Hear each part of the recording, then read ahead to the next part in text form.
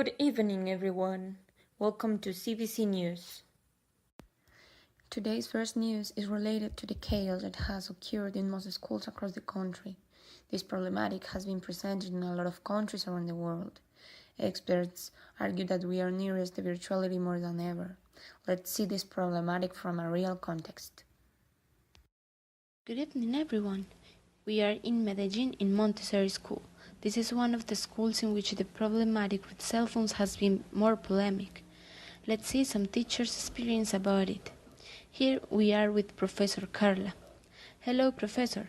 How has been your experience with disciplinary problems in the classroom about the use of cell phones?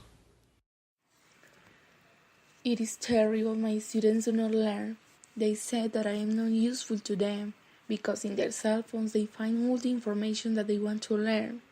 I don't have their attention. They are in another world. I don't know what to do with these guys.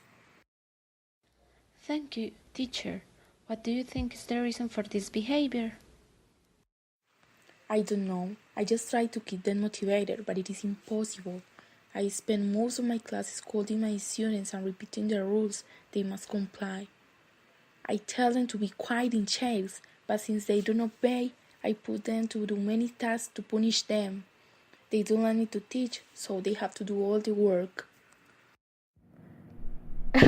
Our teacher is so full.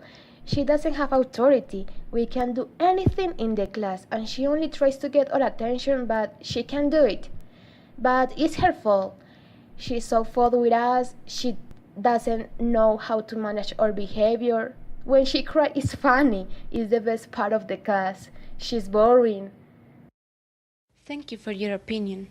Now we are going to listen to another teacher who has had another experience with the discipline in class. We are in the tribal school with a teacher that has a good class management, and her class is effective. Hello, Professor Marta. How are normally your classes? What method do you use to build discipline in your classroom? Good evening. My classroom is the best. They are quiet, obedient, attentive, but they don't have the best grades. I don't know why, but I consider that I have the best method in discipline, which consists in cause fear in the students. I scream and threaten. I never smile. I'm always focused on the learning and in the silence and attention in class. This is another experience, but to discuss this issue, in the studio we have two experts in this topic that are going to explain the problematic of discipline in the classroom to us. They will show us what are the possible problems that teachers will have to deal with in this era of so much technology and indiscipline. As Ruby said, here we have some experts in the classroom management issue. So, what do you think is the reason for this phenomenon that is happening in the classroom? Good night. Thank you for having me tonight. That's right. As we saw, there are some cases that we can analyze based on the behavior of the teachers and learners and the influence of technological and virtual mediations in the classroom. This problematic of indiscipline caused by technology is a phenomenon that in the case of Professor Carla, the researchers provide some consequences that carry the lack of discipline in the classroom. These are the creation of an obstacle to learning, cause negative effects outside the school, and encourage learners to be criminals and decrease the teacher's authority. This make that teachers leave the profession. But in the case of Professor Marta, the subject does not change significantly, because some authors state that corporal punishment is an ineffective technique to discipline students. What is ineffective? Research says that the use of corporal punishment always negatively affects self-concept. Expulsion and suspension at this time neither works. If these methods are ineffective and wrong, then what should teachers do in order to have a good environment that let students improve their skills and have a respectful relationship with the teacher? An effective discipline plan should inspire a climate in which all the students take responsibility for their own behavior, that is, to promote autonomous learning through deconstructivism. In other words, Professors have to consider the previous knowledge of their students as an important resource for construct knowledge, because when students feel they have something to contribute to the class, surely they will be motivated and the disciplinary problems are going to decrease considerably. This is something that may seem difficult to achieve, but it is not if professors build this environment since every class session. Thus, teachers should treat each other with kindness and learn the value of productive work and good citizenship.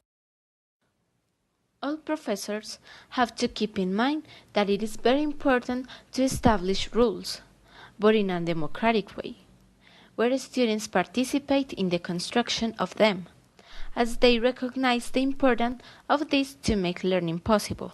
Also, the professor's attitude cannot be authoritarian, but respectful and kind.